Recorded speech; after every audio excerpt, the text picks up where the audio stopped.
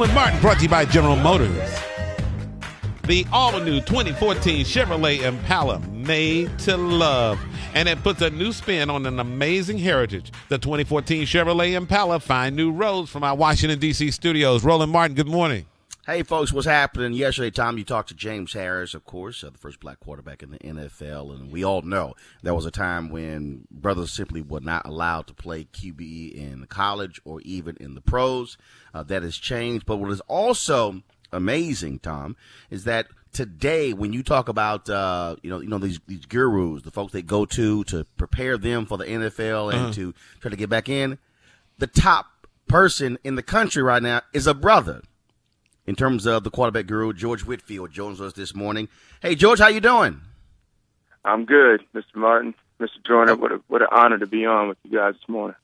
Well, George, I got to ask you, how in the world did when it comes to QBs who want to stay in the NFL or get in the NFL, they all come to you? When Cam Newton was going into the NFL, Warren Moon, brought Cam to you. Johnny Manziel worked out with you, but the year before he won the Heisman. Also, Vince Young trying to get back in the NFL, went to your camp. Now he's likely going to make the Green Bay Packers. Man, what are you doing with these brothers out there?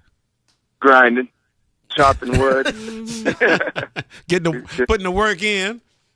Putting the work in. It's been some wheelbarrow days, and it started about 8 years ago. And I would have loved to have kept playing. Son of a football coach, and my road wearing a helmet ended, and then I had some incredible opportunities to kind of stay in the game. And obviously no one grows up saying, I want to train quarterback. I wanted to be out there playing against Vince Young and going up against Michael Vick. But opportunities, they show themselves. And if you can make a good living like that for a long time. Yes, you can. You never get hurt. Yeah. You never get blindsided. I have not heard of a quarterback coach getting a knee replaced. So, man, that's a good job. That is an excellent job.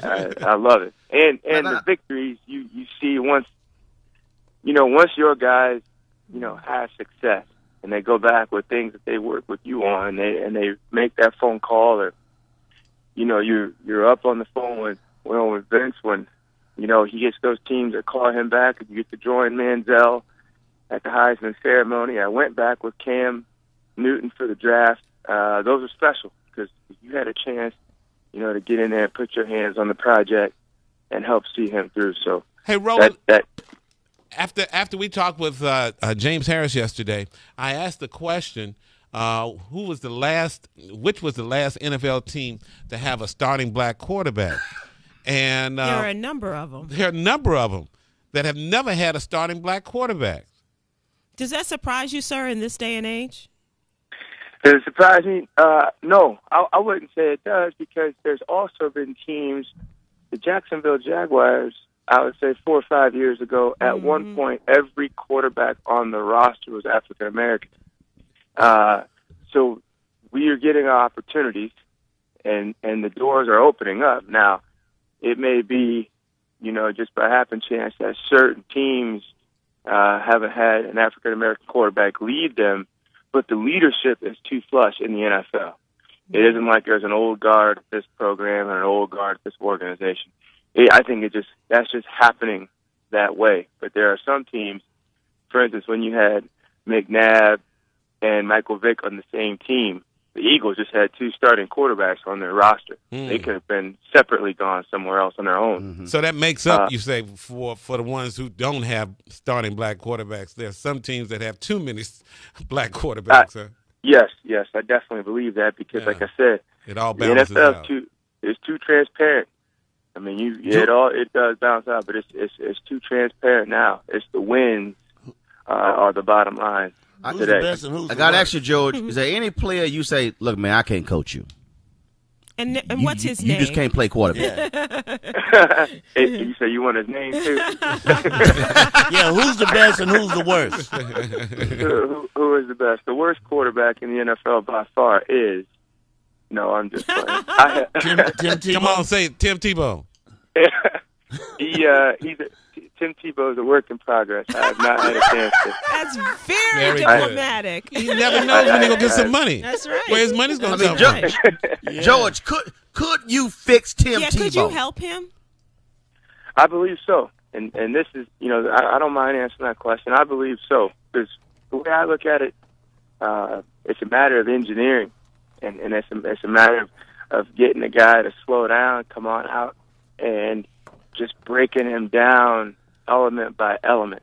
And when they I don't know. either have the time or when they have the push, then I'm a they say, DJ, hey, but I don't know if you can Well, he's a fix Tim professional. Tebow. He The get- man he- says I he know. can help him, He man. said it could help him.